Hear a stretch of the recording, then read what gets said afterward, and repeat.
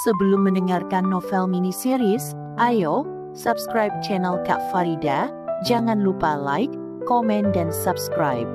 Mini series judul Gara-gara Bola Datang Cinta. Penulis Kak Farida, Rifalsah Ramadan.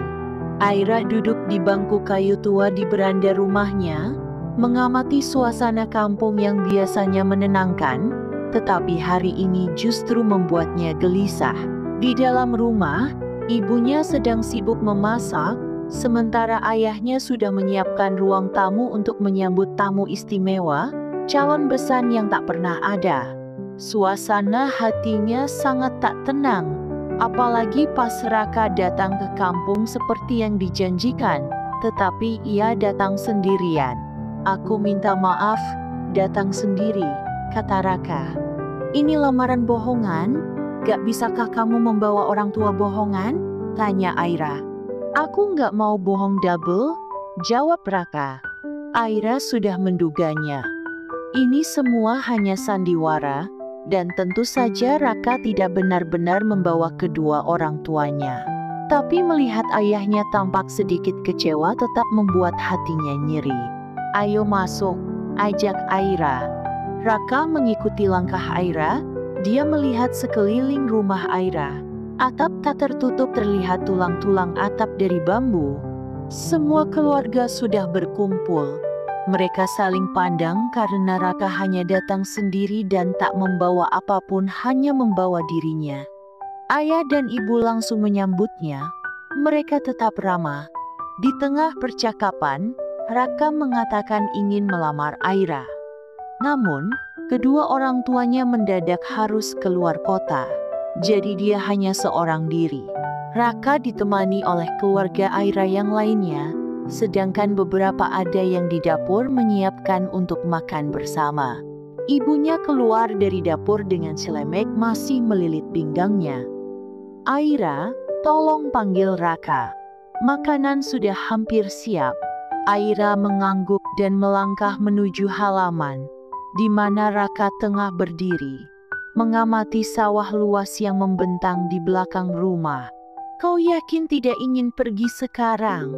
bisik Aira pelan, mencoba membaca ekspresi pria itu. Raka menoleh padanya. "Aku sudah janji akan membantu.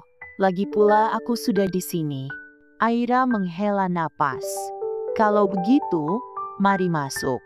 Mereka kembali ke dalam rumah, dan Aira bisa merasakan bagaimana kedua orang tuanya diam-diam menilai Raka. Untungnya, pria itu cukup pandai bersikap sopan dan tenang. Saat makan malam, ayah Aira akhirnya membuka percakapan yang paling ditakutinya. "Raka, kami menghormati kedatanganmu, tapi bagaimana dengan keluargamu?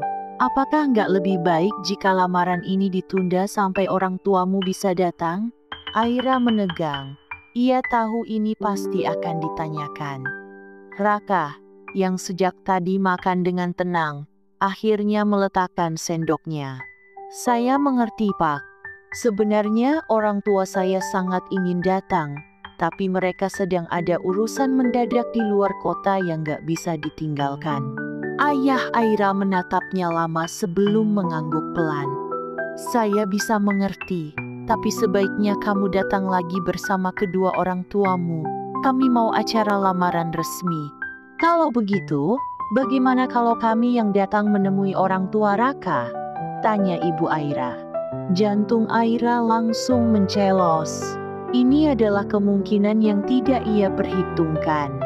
Raka, yang biasanya tenang, kali ini tampak sedikit kaku. Namun, ia segera tersenyum kecil.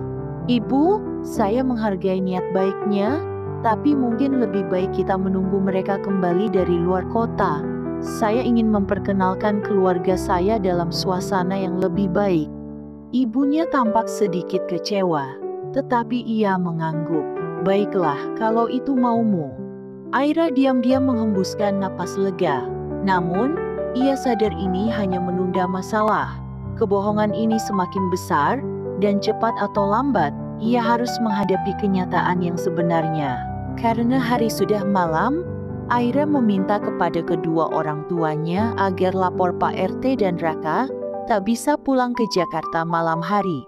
Rumah Aira yang kecil tak mungkin Raka tinggal di rumah itu, dan akhirnya ia bermalam di rumah paman Aira yang mempunyai kamar kosong. Aira merebahkan tubuhnya, ia memikirkan apa langkah selanjutnya.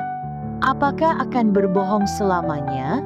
Jika berkata jujur, apa yang harus ia katakan kepada kedua orang tuanya? Dia mengambil ponselnya dan mengirim pesan kepada Raka. Terima kasih sudah menempati janjimu. Aku sudah berjanji maka akan kutepati. Besok kamu bisa pulang. Nanti aku akan memikirkan bagaimana caranya bahwa kita gagal untuk lamaran formal. Baiklah, tapi mumpung aku di kampung, besok pagi ajak aku keliling kampung ini. Pemandangan di sini cukup membuat aku fresh. Baik, besok jam 6 pagi jemput aku ya. Selamat malam Raka.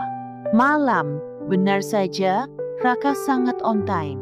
Dia meminta izin kepada kedua orang tua Aira terlebih dahulu. Sikap sopan membuat Bapak Aira sangat menyukai Raka. Ayo, aku sudah siap. Raka tersenyum dan mereka jalan bersama. Menghirup udara yang sangat segar, Raka sudah sangat stres dengan aktivitasnya. Dengan berjalan di desa ini membuat pernapasannya lebih lega dan hati sangat nyaman.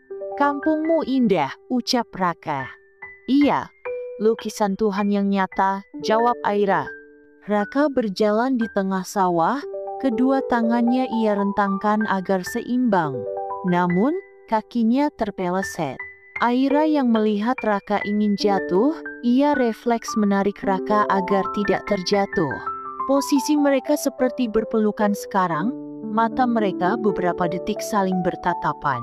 Hal itu membuat Aira kikuk karena mata Raka yang tegas dengan alis mata tebal, ditambah tubuh atletis membuat Raka tampak gagah. Maaf, ucap Raka. Iya, kita jalan lagi. Di sana gunung lebih terlihat, ucap Aira sambil menunjukkan telunjuknya. Di pertengahan jalan, kaki Aira terhenti melihat Lita dan Arga yang bergandengan mesra. Aira menegang. Hatinya berdegup kencang, bukan karena masih mengharapkan Arga, tetapi karena bayangan mereka bercumbu di dalam mobil masih sangat terekam. Lita berjalan dengan angkuh, mengenakan sepatu kets mahal dan baju yang mencolok. Rambutnya tertata sempurna, dan di lengannya, Arga berdiri dengan senyum kemenangan, seolah ingin menunjukkan bahwa dia sekarang milik Lita. Lita memandang Aira dari ujung kepala hingga kaki, lalu menyeringai.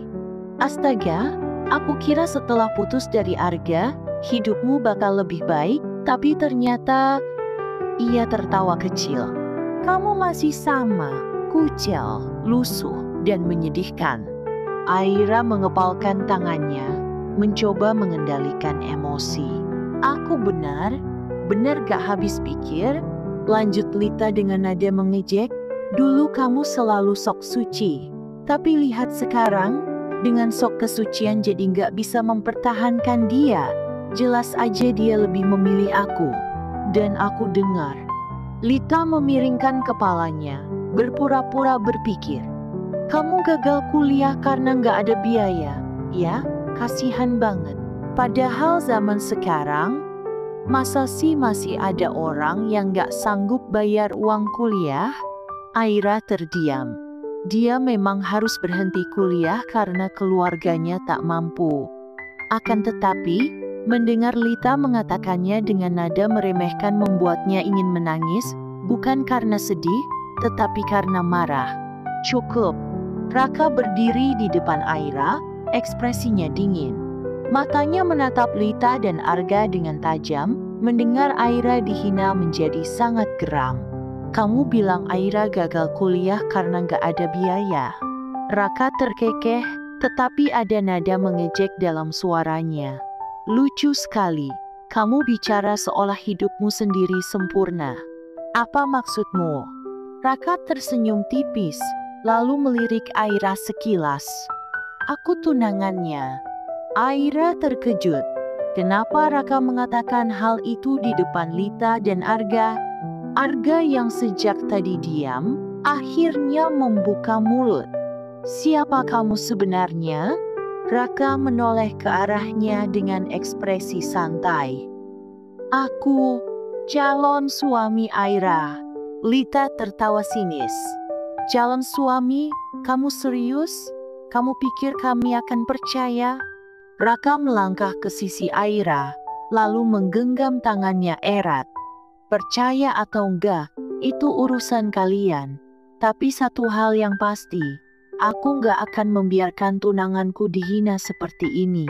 Lita membeku. Arga menatap Aira dengan ekspresi sulit ditebak. Seolah baru menyadari bahwa wanita yang ia tinggalkan kini punya seseorang yang jauh lebih baik di sisinya. Aira menatap Raka dengan jantung berdebar. Kebohongan mereka baru saja naik level. Tidak hanya pura-pura bertunangan, tetapi kini Raka juga akan menikahinya. Apa yang baru saja dia lakukan? Batin Aira bersambung.